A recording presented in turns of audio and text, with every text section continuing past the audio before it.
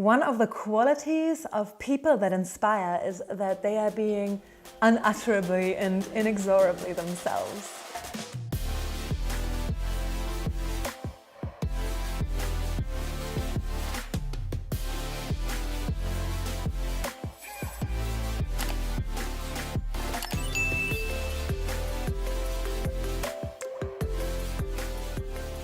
So what makes someone authentic, charismatic, trustworthy? We think it's the degree to which you hold dear that very courageous dialogue between all your imperfections, the things you suck at, the things you're ashamed of, as well as the universe and the world you are living in. So is that something that can be learned? We think it is, and today we are sharing a model which we believe captures the essence of this process, and that's the Johari Window.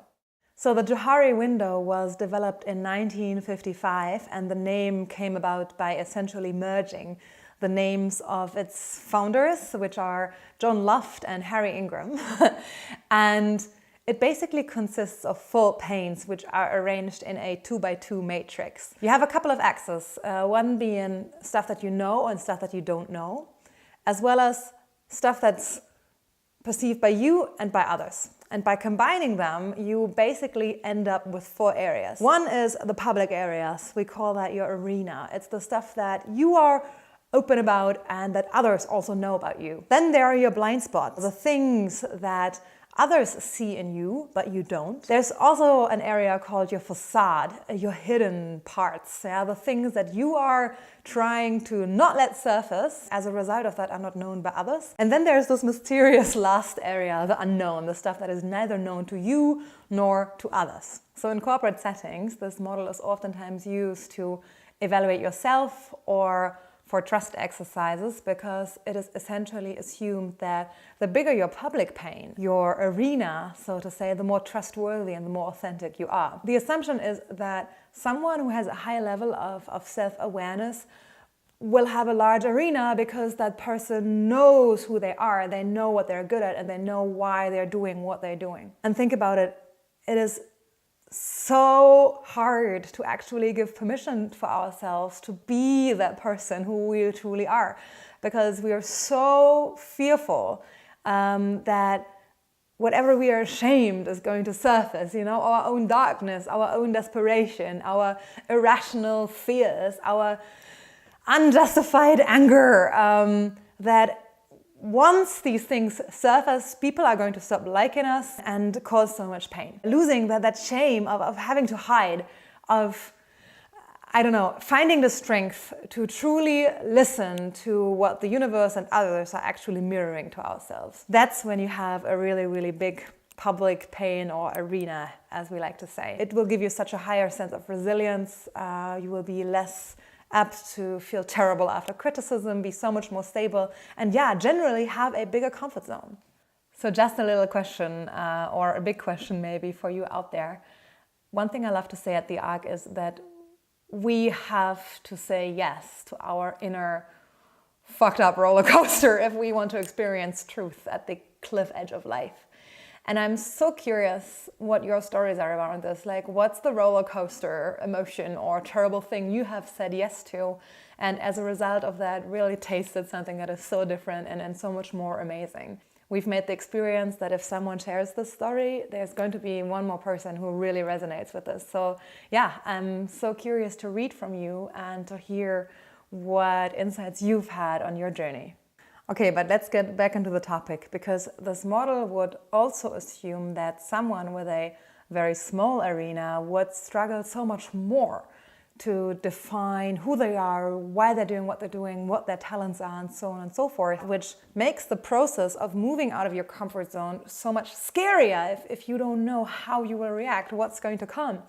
And also you'll be spending so much more energy on trying to hide something that you're ashamed of, that you don't want other people to know about you. You are going to live a life where you have your guards up, where you're going to be so much more defensive, where you also probably have to numb yourself a lot,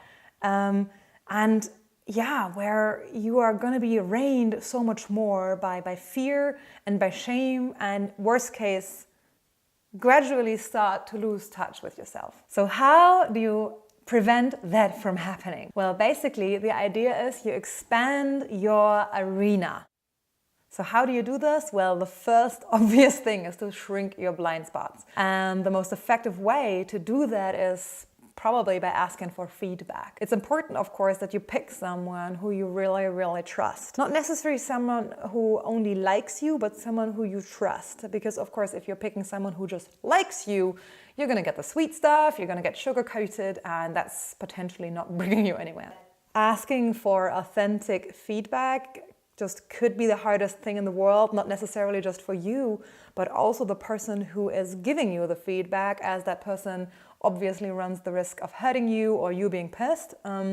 So one thing I really like to say when I do that personally is to honor that effort and say something along the lines of, you know, it's easy to share the shallow moments together, but it's hard to really, you know, disclose yourself in a responsible manner and tell someone in the eye what they're actually feeling, even though it might be uncomfortable. So that's something that really worked for me. And last but not least, you know, if you're still scared, you know, you can always remind yourself that, hey, giving feedback might tell you something about the receiver, but definitely, most certainly, tells you something about the sender, and always have a laugh together about it.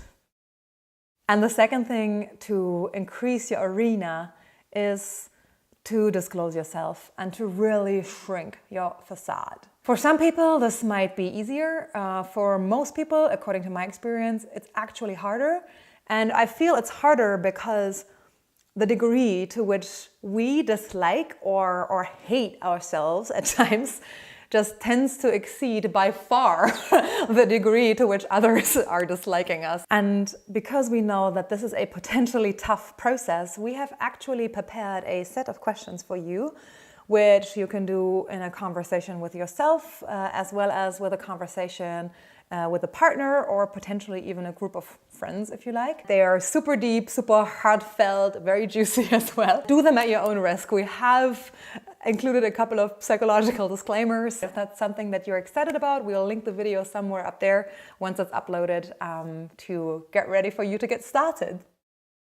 So last but not least, discover the unknown. So what the Johari Window developers would tell us is that as a result of deep and authentic feedbacking and self-disclosure, you're creating this very powerful process of sharing, where you automatically also decrease this area of unknown stuff. It's the area where, you know, you probably have to have a few lucky hits. And by lucky hits, I mean that I don't have a very clear recipe on what questions you can ask in which order to, in a structured way, get your desired breakthrough. But I do feel that if you really try to make a good effort to listen, chances are you are really going to be able to build some crazy new hypotheses about who you really are, what really wants and needs to surface, and how you're going to pull all of this into the sunlight. So now you know how to use the Johari Window as a tool for increased self-awareness. We understand it's been quite some information, so one more time we have summarized all of this in a really cool guide, which we have linked below this video. This guide not only contains a full description of the Johari Window, but also the juicy and heartfelt questions that you can use in a conversation with yourself, as well as in a conversation with others, a feedback partner, or maybe even a group of friends. Most importantly, of course, if you had fun watching this video, but you're feeling, hey, I really want to get started for real, dare to contact us for a coffee chat, which are our 45 to 60-minute free one-on-one coaching conversations, in which one of our ARC team members will sit down together with you and dig deep on how the heck you can use your talents, passions and values to build something great, and whether the ARC is the best partner for you to support your personal growth. Yeah, now congratulations, because you have reached the end of this video. So yeah, if you liked what you saw, give that video a like, because like this we will know whether or not you want more content like this. Please subscribe to the channel and don't forget to hit the notification bell. And last but not least, if you are really feeling you know someone who would take value out of this, dare to share that video with that person, because maybe, hey, that person contacts you back for a Johari Window conversation invitation. Have a beautiful rest of the day and can't wait to see you soon. Bye bye.